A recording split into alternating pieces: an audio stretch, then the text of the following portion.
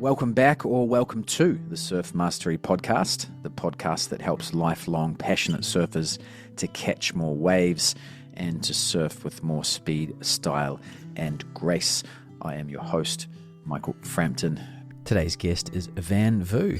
Van is a fellow surf podcaster and has a podcast called Go Surf Basis, where he interviews surf coaches, pro surfers, shapers, etc., and gets into the weeds about how to get better at surfing and how to understand surfing. A podcast very similar to this, but obviously from his perspective. And so it made sense to get him on the show, and summarizes a lot of his learnings in today's episode. Really cool episode. Van is also an entrepreneur and has developed a product around surf paddling. That's what we spend most of our time in the water doing, is paddling. And if you want to stay fit for paddling and get stronger, he has developed a pretty sweet little product. You can go to surfbasis.com and have a look, see what that looks like, how it works. It's very affordable, it's compact, it's the best surf paddling training product I've ever seen, and I back it 100%. He's also kindly offered listeners to this podcast a discount to that product, and if you enter the discount code Surf Mastery without the space, you get a little discount on that of $30, $30 US. He ships globally. So you go to Surf Basis to check out that product. There's also links to his podcast, or you can just go to your podcast app and search Go Surf Basis there as well. Of course, there'll be links to everything in the show notes to this episode, as well as on my Instagram. Van's paddle training product is a physical product, which actually would gel really nicely to my new digital product, which is all about the details of what happens in between when the surfboard is under your arm and the surfboard is under your feet. So if you're frustrated with not catching enough waves, not understanding surfing in general, and especially how to read waves and predict waves, the things that experienced surfers seem to do with ease, well, I go into a lot of details on that stuff, how to read waves, predict waves, water moving, how to understand surf forecasts, surf culture, paddling and positioning, and of course the pop-up and a lot of surf training exercises as well. Everything that most surf courses don't cover. And ironically, most surf courses cover everything that happens once you're standing up, all your technique stuff, which is important, but it's less than 1% of our time in the water. So most of us just want to catch more waves and understand surfing better. So that's what this course is all about, is the foundational stuff, really. So you can go to surfmastery.com and check out the details and sign up to that. And next week, we've got another episode with Devin Howard, the favorite guest of this podcast. So looking forward to releasing that. So stay tuned. Make sure you are subscribed. And without further ado, I shall fade in my conversation with Van. So today on the show we have Van Vu. Van is a fellow surf nerd. He's obsessed with surfing, and he went into learning about surfing in a strong way, became obsessed of sorts, I would say, and that led him into having lots of conversations with different people, and we share a similar journey because we ended up recording those conversations and sharing them with others in order to help them and on their surf journey. He is the host and producer of the Basis Surf podcast, and he is the founder and creator of the Basis Surf paddle trainer. Van, have I left anything out in that quick little intro? I think those are the big things. But yeah, I'm very excited to get interviewed by you and chat about surfing, and let's nerd out together, because that's what we both love to do. So well, let's start from the beginning. What's your earliest surfing memory? oh my God, such a favorite. It's my cousin taught me how to surf. He had long hair, a puka shell necklace. He had a vintage VW bug bus and a bunch of longboards and a hot girlfriend. And he would take me surfing. And I remember going with him being like, oh my God, this is it. This is the dream. You know, I still remember this is probably still the most magical surf memory of my entire life, more so than any sick wave I've gotten in Hawaii or Indo or Central America or Europe or wherever. But it was July 4th, and we paddled out at night. This was, I want to say, where was it? It might have been Dana Point or Huntington, somewhere over there, somewhere in Orange County. I don't remember. but they had this barge that was shooting off fireworks. It was me and my cousins were just like all little kids, and this barge was shooting off fireworks, but my cousin had the idea of paddling out there with on longboards. And so we just like paddled out there in the longboards on our longboards at night, and we were just lying on our backs, like watching the fireworks blow up above us. And then as we were paddling back in, the basically the ocean, the phosphorescence of it like illuminated it. So every time we were paddling in the water, our hands were glowing. It was like this crazy, insane, wild experience. And I was just like, oh my God, I love this. Yeah. Oh, wow. How old were you then? I was probably like 8, 9, something like that, 10. Yeah. Yeah. And yeah, that's and you have an experience like that, and that's definitely a strong imprint for sure. So then, do you remember when you first got into shortboarding? Yes, for sure. Shortboarding was because I remember, and I think this was a huge mistake that I made, actually. So, I grew up learning how to surf on longboards. And, but I remember, my cousin, and he was always paddling around on a shortboard, and he would just catch waves. And I would watch him catch these waves, and he would catch these waves earlier and better than I would, even though I was on a longboard. And I always thought, okay, well, obviously he's a really good surfer, so I want to surf like him. So I want to ride a tiny chippy shortboard like he did. So that was always my goal. And of course, what did I do? I moved down to riding the shortest, smallest board possible, like from the beginning. You know what I'm saying? And that was probably one of the biggest things that held back my progression for sure. I think that you learn so much on riding longer boards that you can't learn, or it's going to take you a lot longer to learn on a shorter board. Just the way you read the ocean, for example. Obviously you can catch similar waves on a longboard as a shortboard, but if you're catching waves the way you should be when you're riding larger craft, you should be trying to get into those waves as early as possible before they even break, especially if you're riding like a traditional longboard. And so by developing that skill of observing the ocean in that way, you are just going to become a much better surfer because you're just going to understand the ocean much better.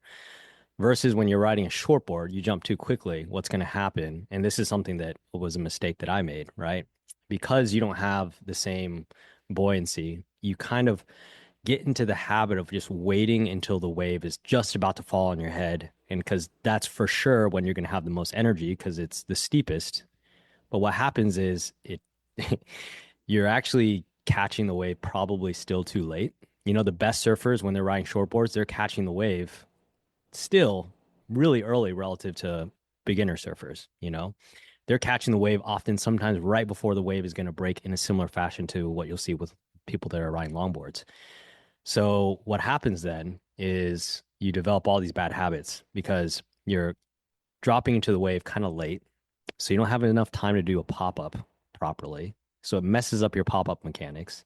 You're at the bottom of the wave, and then you're running out of speed. So you're doing all these like ugly pumps to try to get around the section, and then you just miss so many waves that way. Whereas if you taken a much more gradual approach, ridden a longer board, gotten better at your wave selection, and really gotten used to that sensation of riding, an open face green wave, I feel like you can just gradually step down your volume and you'll have much better results in terms of your style, wave selection, speed, all of the fundamentals that are so key than just jumping straight to a shortboard and thinking that you look cool.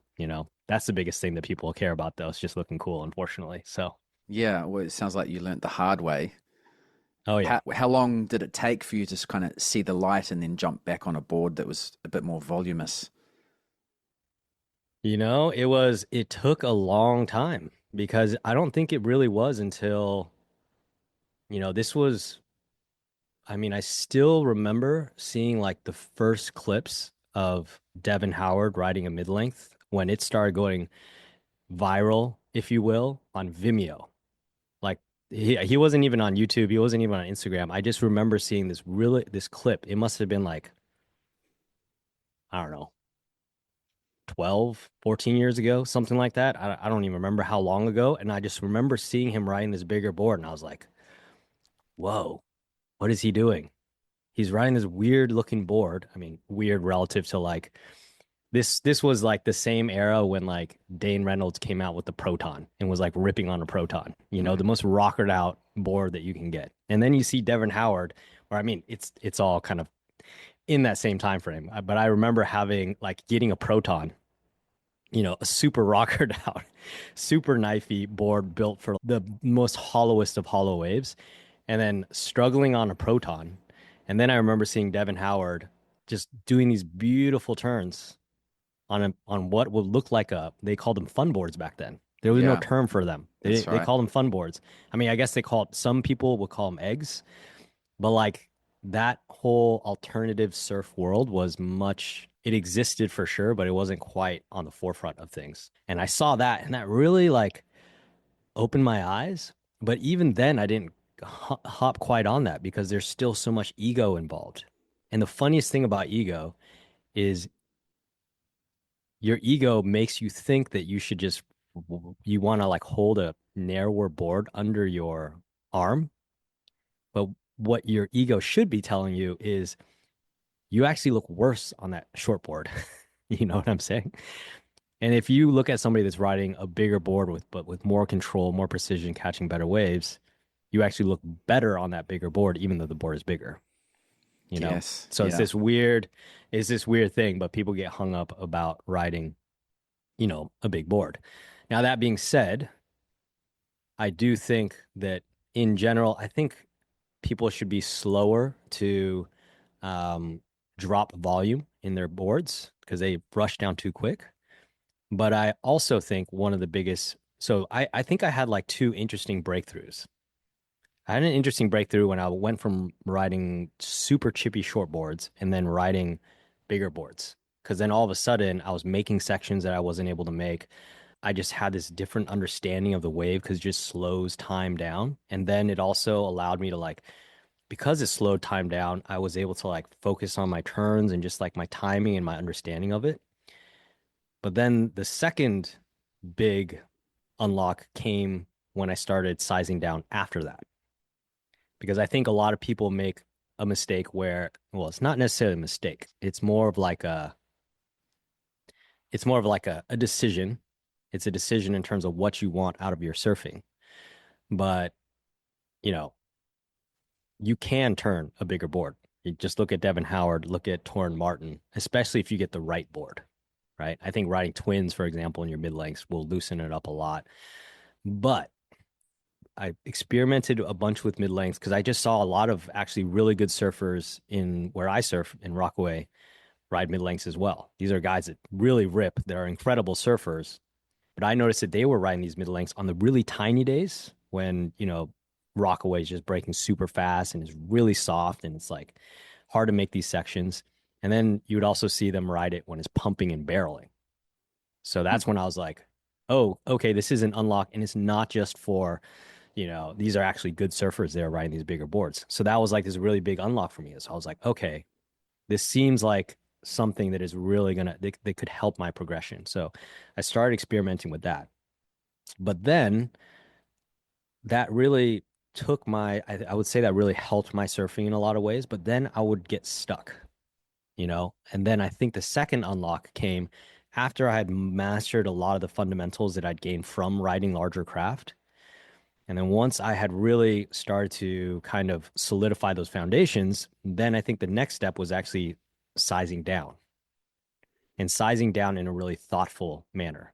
And for me, I was very incremental in my approach, but the sizing down was a huge unlock because, when you're riding a bigger board and you're trying to do a turn on a bigger board, you can do a turn on a bigger board. Like I said, Devin Howard and whatnot, but your foot placement has to be perfect, right? You have to really get your foot all the way back.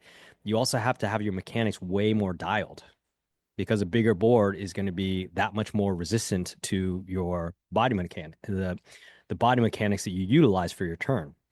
So if you don't have the proper body mechanics and you don't got your foot placement dialed in, when you go to try to do that turn, the board's just not going to respond. So I was hitting this other plateau, and that's when I realized I really need to focus on downsizing my volume.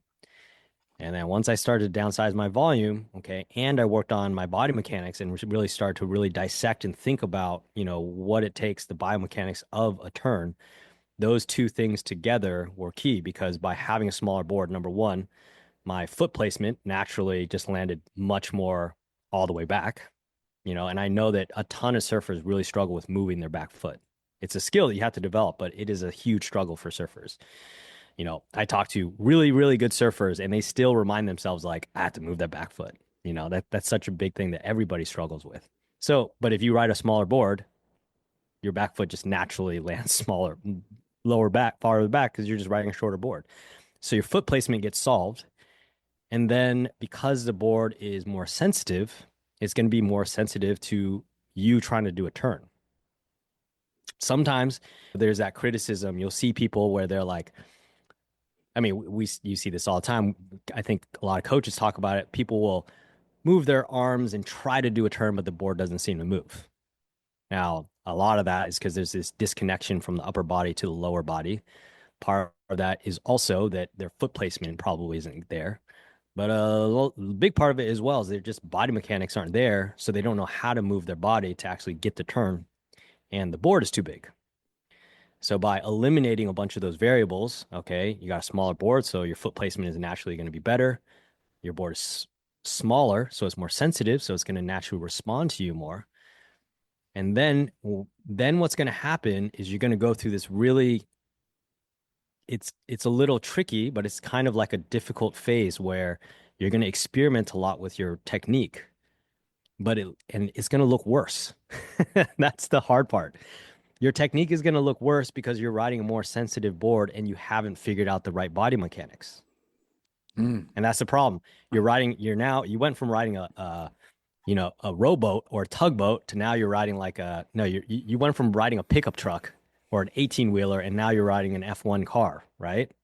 So when you jump into the F1 car, that thing is going to go all crazy. You're going to be like doing wheelies, you're going to be falling over, flipping, all that kind of stuff. But the thing is, that's a natural part of the process where you need to go through that process. The board is going to be more sensitive and it's going to look worse, but at least you're going to begin to feel, oh, when I do this, the board does this. When I do that, the board does that. And you have to go through that process. But and what you want to do is you want to gradually dial it down so it doesn't become too sensitive too quickly. But once you've done that, okay, then you can really experiment with your body mechanics, how it impacts the board. And then eventually that's really going to, I think, allow you to finally, realize the turns that you've been going for. And so I went from riding like 5 5s up to riding 7 O's. And now my board is a 5-2. Yep. Now I'm back down to 5-2s. Yeah. And now I'm finally feeling like, oh, that's what it feels like, truly feels like to do a proper turn on rail. You know what I'm saying? And I'm wrapping all the way back and I'm like, that's a proper turn, and I'm feeling that rail engage all the way around as I wrap around. And I'm like, that's it. And I wasn't able to do that on any other craft until I started to really size down. Yeah. Now, the problem, of course, is when you size down, you need more paddle power. That's the big thing.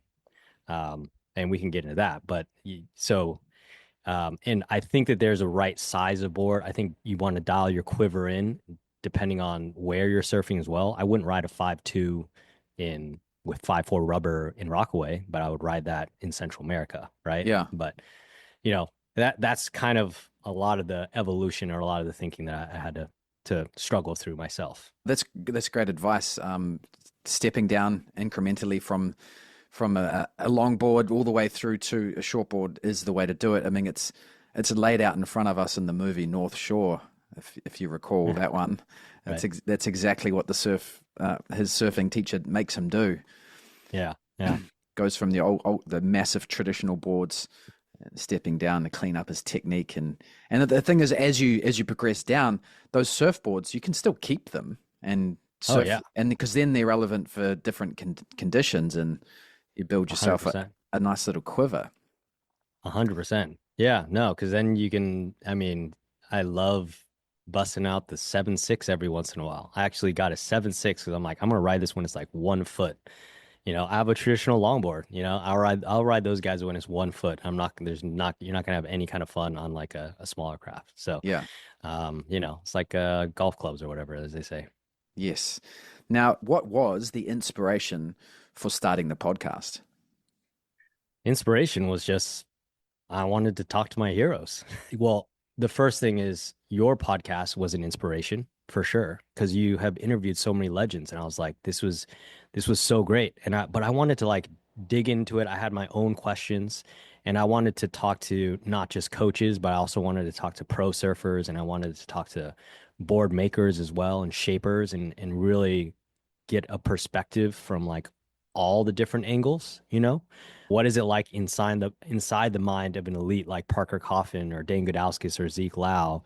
And then what is it like when I'm talking to a coach who like Doug Silva, who's coaching Seth Moniz? And then what about interviewing Eric Arakawa, who actually makes the boards for, all the best pros that are when they're coming to Hawaii. So I wanted to get that almost three-dimensional view of kind of the best of the best in all the different areas that would help your surfing. And but it was just pure selfishness. I just wanted to ask nerdy questions to, my favorite surfers, and unlock like little hidden gems along the way that would help my surfing. And but I knew for it to get, to have the biggest impact, I was like, well, I want to help other surfers as well because there's so little of that dialogue and that discussion. And your podcast was again a huge inspiration, but I wanted to go even nerdier and more into the weeds a little bit, although you definitely do that as well. And it kind of just like snowballed. I had a couple friends on the podcast, and then I got Isaac Stant, who's a pro surfer. He grew up surfing with Matt Miola and Albie Layer and all the big Jaws guys that pioneered Jaws. And then I got Matt Miola, and then I got, and it just kind of went from there. So, when you got the world's best aerialists in the world, and that definitely got the ball rolling. And I've just been really lucky to nerd out and just ask all the questions Yeah, that I wanted to. yeah. Well, listeners of this show love that stuff, so I urge them to go ahead and get into yours, which is Basis Surf Podcast on all platforms, including YouTube. It's awesome. You've gone the extra effort and put the into producing the actual videos and putting them on YouTube, which is awesome. So definitely urge people to go and check that out. There will be links to that podcast in the show notes. Now, what are some of the main lessons that you've learnt through doing the podcast, and how has that helped your surfing? I think it is kind of what I mentioned earlier, where it's like every coach has their own a way of explaining things and their own perspective on things. Of course, there's lots of like small details that have been very interesting that I've learned, but it's almost more. But the interesting thing is when you listen to this podcast enough, and you get these di what can be actually fairly divergent opinions on things. So I'll interview one coach, and he'll be talking about how you want to be really all on your front foot. And then I'll interview another coach, and they'll be like, you want to be all the way on your back foot. And it's interesting. I was talking to Philippe Malveaux about this. So he's a really good coach. He has coached like Kanoa Igarashi. And so let's give you some examples of the continuum, right? So like I know Clayton from Ombe talks a lot about being on your front foot. And then I Mm-hmm. was talking to Shado, North Shore pipe legend. He's like, you got to be all on your back foot. And then I was talking to Philippe Malveaux, and he was talking, and we were actually having this discussion about how it's so interesting that different coaches and different people will have different perspectives. Like, should you be more front footed? Should you be more back footed? But what I think it has allowed me to do is it's allowed me to realize number one, there's a continuum with anything, right? And what you're trying to do is you're trying to manage that continuum, and you have to figure out where you are, where you want to position yourself on that continuum. And you also have to calibrate it to the wave, okay? And you have to calibrate it to the board that you're riding. So when it comes to front foot versus back foot, right? Obviously, most people know the basics. Front foot, you're going to generate more speed, back foot for more control. On the side of like Shado, there's no way in hell you're going to do a turn on a longboard if your weight is all on your front foot. The only way to turn a longboard is to get your back foot all the way back on the back foot. That's the only way you're going to turn it, right? But, what is Clayton talking about? Or is he insane? Well, no, he's not insane, right? So you can get more speed and engage the rail when you put more weight onto the front foot when you're doing your turn. So really, both are right. But I think the real question is understanding what that continuum is you want to play on, right? So you have to start to think about, okay, there is such a thing as weight distribution, right? I should be cognizant of how much weight do I have on my front foot? How much weight do I have on my back foot? When am I applying pressure to the front foot versus the back foot throughout the different, sections of the turn that I'm going through? And then you also have to recognize that you have to, and this is where I think working with a coach like you, Michael, or whoever you decide to work with, is really helpful because everybody comes into their technique with certain, what do I say, like tendencies, So Shado, when I interviewed him, I was like, well, have you always been back footed? He's like, no, I actually used to be too front footed. And I had to overcorrect and go much more onto my back foot. And that's what unlocked it for me. Right. Whereas I haven't asked Clayton this, but I wouldn't be surprised if Clayton came from a world where he just naturally was too back footed and he was stalling out. And then what was the big unlock for him is by focusing more on getting weight onto the front foot, he was able to generate way more speed. So I think everybody's coming at technique from a certain, not biased perspective, but a little bit of a biased perspective because this is how they've figured out the problem themselves. And the thing is that it really depends on where you're coming from. So if you're already a really front-footed surfer and then someone tells you need to be even more on the front foot and then you're trying to do a turn on a mid-length, it's probably not going to work, right? You might actually have to go more onto your back foot. And that's where having a coach is going to be helpful because they can actually see what you're doing and be like, oh, you probably actually need to get more on your back foot. Or it might be the opposite, right? You might be riding a short board and you're just doing these really flicky turns and you're just stalling out. And the answer for you might be, oh, you should actually try to get more on your front foot, right? But by understanding that continuum, okay, front foot versus back foot, understanding where you're coming in at it, okay, and then kind of putting all these pieces together, really analyzing your technique and all that, then I think you can develop this much more comprehensive picture and understanding of what's going on. But I think that's just one example of what I mean by how talking to all these different coaches and pros and shapers and whatnot have helped me develop like this, three-dimensional map in my head of different perspectives of how it all actually works. Because I think in a lot of ways, talking about surfing and like being technical discussion of surfing is I've had this discussion with oh my God, I'm blanking. Marcelo, he's an Olympic surf coach. He's at Puro Surf. And he's like, we were talking and he was just like, yeah, surf coaching and discussion of surfing is like kind of still in its infancy. Like, cause he talks about BJJ and BJJ, it's super technical, right? But you're able to practice things and drill things over and over again. And he was talking about like, I mean, you talk to a lot of pros and you talk to a lot of pros and they're just like, I don't know how I do what I do. Yeah. I remember Nathan Florence was like trying to figure out, he went on like air camp and he was like, he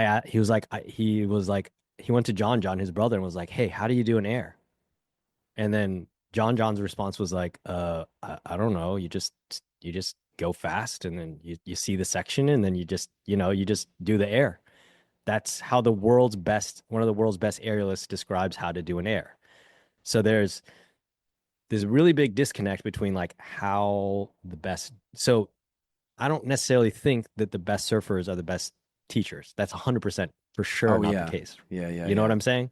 So it's like, but the language and the way of thinking about it, especially because surfing as a culture is very resistant to training, resistant to like being technical because it's like a lifestyle. Yeah. It's in and it's kind of still in this infancy. And I feel like by talking to all these people, I've begun to like flesh out, like at least for myself and hopefully for the people that listen to my podcast, their understanding of how things work. And I don't know, it's been really helpful for me. And I get a ton of people being like, "Oh, I got my first barrel from that tip or whatever," and that's really gratifying. So, Oh, hopefully it's awesome. helping others as well. Yeah. Yeah, surfing is so nuanced and varied as well because yeah, if you're growing up on the North Shore on a surf on a shortboard and a big shortboard and you want to do powerful Yeah. turns, yeah, you're going to be on your back foot a little bit more than someone who's on a small wave shortboard in weak waves. They might need to be a bit more front footed or Exactly. maybe one of their legs has an old ankle injury and your body resists putting weight on that foot, or maybe a particular surfboard needs more weight forward or back, or so. Yep. I think it's cool to go through all these different tips, like you said, and try them and see what suits your surfing the best, and then I guess you kind of develop your own sense over time of trying all these different ways of thinking. Well, I mean, so that's the thing, right? I mean, so, you bring up a good point. Like, how the heck did John get so good? Like, he never thought about it. So, how did he do it? But I mean, so this is what it comes down to, right? There's two ways to learn. One way of learning is, and this is the way all the best pros did, they just learned it through brute volume. You know, if you're a kid and you have unlimited amounts of time to surf and you go for a million waves every time you go surf because your body is young and you never get tired and you can spend 4 hours, 5 hours, 6 hours, 8 hours just like in your backyard because your backyard is at the North Shore, you're going to catch a million waves and it's just going to be trial and error and you're just going to subconsciously absorb the technique. It's going to become this, there's different levels of learning, right? So um, there's unconscious competence, which is where John's at. Like he is incredibly competent, but he's unconscious. He just knows how to do it, right? And then there's conscious competence, and then there's conscious incompetence, and then there's unconscious incompetence. And a lot of people are unconsciously incompetent, and they don't even know what they're doing wrong, and they're just doing it wrong, right? And then there's consciously competent. Now that's a really tricky situation to be in because it's the most demoralizing and ego. It hurts the ego the most because you know you're doing it wrong, but you can't stop it. But at least that's the place where you can begin to improve. Okay. And then eventually, hopefully, you get to consciously competent, right? But like there's two ways to get to consciously competent, which is where, and then eventually unconsciously competent is volume. That's really what it comes down to. It's volume and then doing it intelligently. So there's like, in my view, there's this curve that you can go on. So the curve that has you want to be on the curve that is going to have the steepest line because for every additional wave or additional rep that you get, you're going to learn more.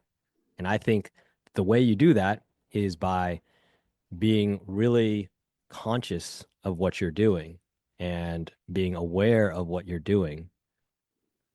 And the more aware you are of what you're doing, and I don't want you to get in your head and overanalyze every little thing, and especially if you're the kind of person that gets really self-critical. But if you're hyper aware and you're hyper curious, I believe that you can accelerate that progression, that the slope of that line.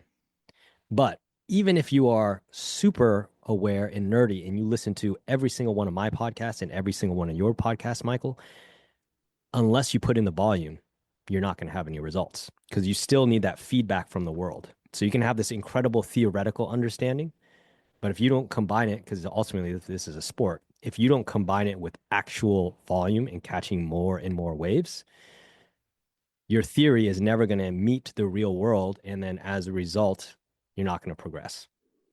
So the key ingredient is volume. And that's what all the best surfers in the world have. They just surf a lot And then that's Mm. how they get good. And they just figure it out. And they're also genetic freaks, right? But the problem, so there's two things. Here's the two things for the everyday surfer that can't surf all the time. So what are the two things that you need to do? Okay. Number one, learn as much as possible. So great resources like Surf Mastery Podcast, my podcast. And then number two, you need to catch more waves. Yeah, That's the biggest thing, right? exactly. Because Yes. the more waves you catch, the more reps you get, the faster you learn. It's very simple math. Yeah, And the key thing to getting more waves, the biggest limiting factor for most surfers is their paddle power, definitely. and that's why I developed the basis paddle trainer, because that was my limiting factor. That's the biggest thing that was holding me back, you know? Yeah. So it was that is the other piece I think that allowed me to really accelerate my curve. I love what you're saying there, and I think you can. Like obviously, if you started surfing when you were 4 and you're paddling every day, as your body grows, you're developing that paddle fitness. But you're also most of these pro surfers, they're kind of genetic freaks. They're so gifted. Yeah. Their neurological level of body awareness is just better than ours. But what you can do as an adult learner or someone who's been surfing all their lives and wants to obsess on it for a period of time, wherever you are in that journey, if you start training on dry land and going through the repetitions of good technique and body position in a mirror, for example, you can increase your body awareness and your surf body intelligence very, very fast, and without getting as much time in the water. However, you're right. If you want to put that new, stronger, more aware surf style into practice by standing on more waves and then working on your technique, it's not going to happen if you can't paddle into the wave. And I actually think that once you're standing up on a surfboard with your feet in the right place, surfing is actually not that difficult. You look at a lot of surfers, especially Oki, they don't even move their bodies that much. They just stand in the right way and they have great timing and balance. But going from lying on your stomach and paddling into a wave with good timing to getting to your feet, paddling into a wave, especially on a shortboard, is an athletic feat, man. It is hard. And if you don't have the strength and endurance to paddle, it's just not going to happen. It really isn't. And if you don't have access to a swimming pool, I mean, swimming's great, but you don't have the resistance of a surfboard. So yeah, I love what you've done with the product, because elastic bands and cable machines at the gym just don't cut it, man. I've been through stages of that, and it doesn't cut it. So what inspired you to develop this product? Yeah. It's literally, I mean, literally what I just talked about. Like I realized I was looking at my progression and I realized this is this massive bottleneck. And I'm the kind of person that gets really, really obsessed with things. And like, I'm only going to commit myself to something if I think that I have a decent shot at getting good at it. Like, I'm not going to bother like getting into surfing if I'm just going to be a mediocre, crappy surfer. And then I started getting, and I was just like, I feel like I'm hitting this bottleneck living in New York with I was like, maybe I should just give up surfing. Like maybe I just gonna focus on other things. Like I have a ton of friends that have been like that. Like my friend Keola grew up surfing, you know, went to the same high school as John, and I mean, he still surfs. He still loves surfing, but like he's very much like a recreational surfer now. He'll just go and surf and catch a couple waves and have a beer on the beach. You know what I'm saying? He's not like that's not his thing anymore because he's Mm. just like, I live in New York now and I don't get to surf enough. The waves, I mean, waves can get good, but like I can't stay in shape. I have a lot of friends that are like that. There's actually a lot of Hawaii people in New York. And so I just realized, okay, there's this huge bottleneck. There's this massive bottleneck in surfing, and it's because of just staying in paddle shape, you know. Um, Unless you live right next to the beach and it's super convenient for you to just like run out the. I have friends that live at Rockaway Beach, literally 5 minutes from the beach, and they complain to me about their paddle fitness because when it's cold, in here in New York, you can go several weeks before there's good waves. Mm. If it's freezing and snow is on the ground and the wind is howling at 40 miles an hour, do you really want to get into a 5'4" wetsuit and then paddle around in 1 foot waves? No, a lot of people are not going to want to do that, you know? So I was just like, and then, so I was just like, how do I stay in shape for these swells? How do I stay in shape when I am going to go on a surf trip? So I tried all the things you were just talking about. I tried elastic resistance bands. I'd roll up on trips and I would get smoked. Okay. I tried funny exercises on the cable machine. I would get smoked. I would go to the pool. This is how desperate I was. Just everybody that's listening, just imagine the kookiest guy in a swimming pool strapping a flotation boards to his chest to pretend like it was flotation on a surfboard and then paddling around with that. You would think it would have worked. It still didn't quite do it. There's something about, like I wasn't able to train getting into that arch, maintaining that prone position with that arch is incredibly. I have so many people who are like, that is my biggest limiting factor. I just can't stay in that position. Mm. And what people don't understand is that holding that position has such a huge impact on your paddle endurance. Okay. Because a lot of people really struggle with their paddling just because of the recovery stroke. That's the limiting factor. When like you get into that, you're like, I can't lift my hands and like do another paddle. Mm. That's because all these tiny little rotator cuff muscles that are required when you're doing external rotation and abduction, those don't get worked at all doing anything in regular life. Like daily modern life, you never work out those muscles. And then you go from not surfing, have not surfed for 3 weeks, and you go on a surf trip and you're surfing 5 hours a day for 10 days straight. What's going to happen to you? You're working these tiny little muscles. So you're not doing that prone position either. You're doing the opposite when you're sitting at a desk. So the Yeah. thing is that those two things are very interrelated though, because if you don't have enough arch in your back and you can't maintain that for long extended periods of time, then what's going to happen is your shoulders and your chest are going to drop down to the board. And what's going to happen there then is in order to do your recovery stroke, which is when you're returning your hand from the end of the stroke to the beginning of the stroke, is going to be so much more strenuous because you're going to have to lift your hand over the water. But if your chest is right at the water, you have the range of movement and kind of activity that is going to be required is going to be so much more. Mm. So versus if you're able to maintain that arch, you're going to be able to you're going to have so much more space and you don't have to lift your shoulders quite as much anymore. So if you're able to maintain that high arch in your back, well, this means that when you lift your hand and return it over the water for your recovery stroke, it's going to be a solid 2 to 3 inches below your shoulder. So that means so much less energy needed and strain on your rotator cuff muscles just for that recovery stroke, right?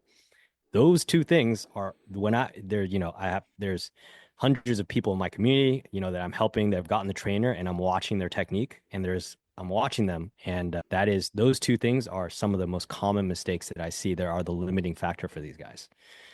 And so those are the things though you can't really train unless, you're actually going to, I mean, you can train it. That's what was the eye-opening thing for me. I was like, I need to figure out how to train this. And then by training it, I will go for not surf. I mean, leading up to the launch of the product, I went and didn't surf for 6 months basically because I was just working 24/7. And then I roll up and I went down to Central America on a swell, and the waves were.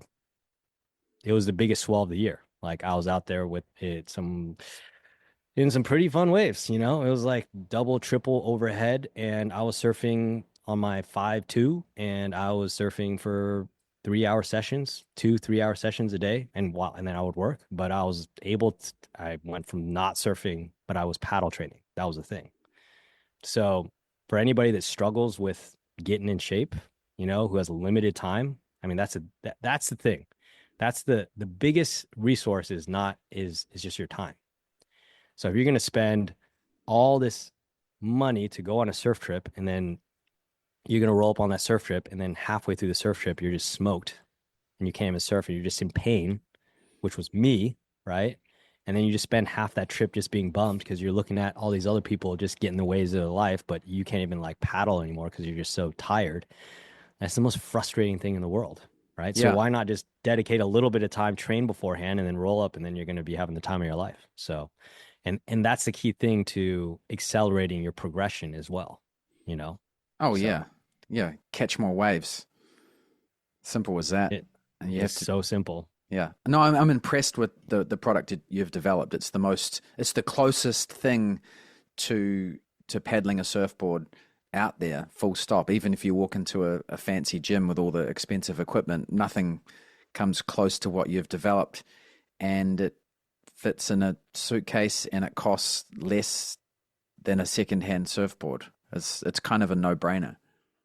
Yeah, I mean, there's a surfer in my community, Pierre. He's only used it for a month, and he goes to the wave pool, and he gave me actual numbers so I can quantify it, right? So he went from catching 5 waves, 5 waves a session, going for 8 of them, to catching about 10 waves a session and going for 12 of them. Now, if you look at those ratios, right? So so number one, he doubled his wave count going from 5 to 10. Number two, he dramatically increased the conversion of waves that he paddled for that he actually caught. And the thing that he realized is he would struggle to pop up. And everybody struggles with their pop up. But what makes you really struggle with your pop up is when you're massively fatigued. You're already tired from Yes. paddling. And then you have to do this really dynamic, explosive movement. And then you can't get to your feet because you're tired.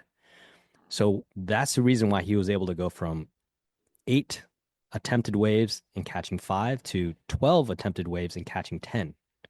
Right. So his ratio improved. And now he's talking about this. He's like, I'm only a month in. He's like, I'm pretty sure I'm going to soon be able to do 2 sessions in a day as opposed to just one.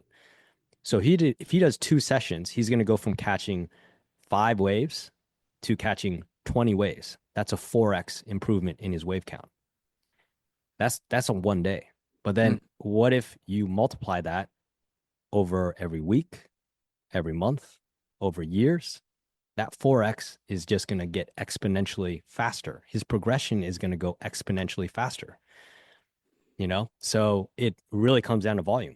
That's what it comes down to. It comes down to your wave count. It comes down to your volume, and anything that you can do to improve that conversion of waves that you paddle for so you catch more waves, that's going to be the biggest thing. That's going to be where you're going to get the highest return on investment. So earlier I was talking about that slope of your acceleration and your progression, right? So you got to think about, how do I get more volume in there, right? And then how do I get that slope faster? And really, it's just catching more waves. I mean, that's the big multiplier, just sheer volume. You could mess everything else up. You could literally mess everything else up. You could have the worst technique. You could have the worst coach. You could have the most bungled, messed up pop up ever. But if you catch enough waves, you're going to eventually figure it out. But if you get a lot of waves, if you get tons and tons of waves and you learn the proper technique for all these other things, your acceleration curve is going to be even way better than somebody who's just, what do most people do? They just bumble along. They're like, oh, I'm surfing. And then, this is actually what most people do. They like get into surfing. And they're like, oh, I want to surf like John. And then they see John surfing. They're like, let me look on how to do a turn. And then they get really obsessed with like the technique to do a turn, but they don't even know how to like catch waves and pop up. Yeah. Oh, yeah. They can't even generate speed. And they're just like, how do I do a turn on a shortboard? I'm like, you're focusing on the wrong thing right now. Yep.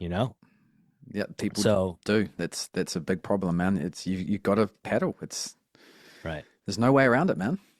There isn't a way around it. The best in the world will paddle past you on smaller boards because that's the difference. Right. How strong they are at paddling. And yeah, I love this product, man. And people who are obsessed with surfing and want to get better, they will put the time and effort in. They might not tell anyone that they're doing 15 minutes of paddle training a day, but it doesn't matter because their surfing will speak volumes. Where can people go to have a look at and see this product, find out more about it, and purchase it? Yeah, just go to surfbasis.com. That's surfbasis.com. Or just check out our Instagram, go surf basis. And yeah, you find us on there. We're on pretty much on all the social media channels. We're on podcasts, we're on Spotify, all that kind of stuff. Yeah. And if I was going to say one more, because, I'm a nerd, let me just give you one more numerical example, right? So let's say, because I think this touches on like so many things, right? So let's say in an hour, you have a good surfer. And so this is the reason why I named basis.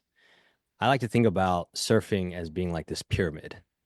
So it's this pyramid, right? Most people are focused on the very tippy top of that pyramid, which is like doing turns. But really, that's like the icing, that's the cherry on the cake, right? At the very bottom, though, it's actually not even paddling. It's ocean knowledge and reading waves. That's the very base. You could be the best paddler in the world, but if you can't read the waves, you're not going to catch any waves. But then above that is your paddling, and then above that is going to be your pop up, and then above your pop up is speed generation, and then you get to do turns. And then like there's a continuum over here that supports it, or a tray that supports it, which is going to be board selection, your PT mobility, and making sure your body is healthy and all of your training and all that kind of stuff.